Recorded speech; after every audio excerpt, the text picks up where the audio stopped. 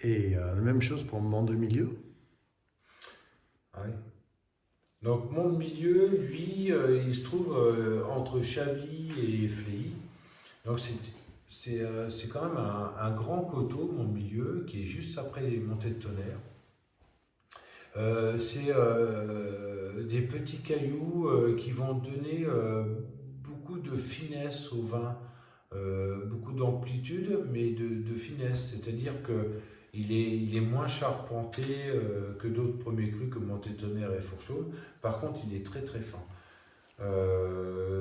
Donc, orienté complètement sud, là, par contre, il faut faire très attention à le récolter au bon moment pour pas que la finesse devienne de la lourdeur. Mais en règle générale, nous, on va avoir dans sa jeunesse beaucoup de litchi, de côté muscaté, et puis après, une fois qu'il a passé un an, en bouteille en tous les cas, il va avoir ce côté très fin de coquille d'huître. Et ça, c'est très représentatif du terroir chablisien en tous les cas.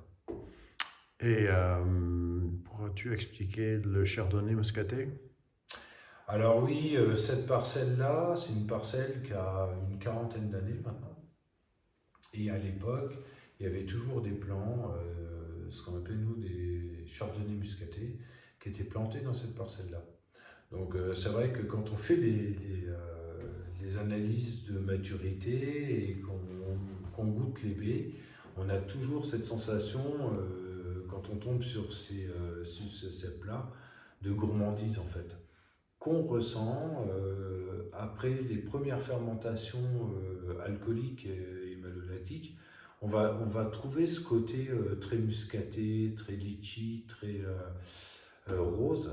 On a aussi ce côté rose qui disparaît au fur et à mesure des années pour donner ce côté très coquille d'huître, ce qu'on a de très typique en tous les cas dans le Chablisien.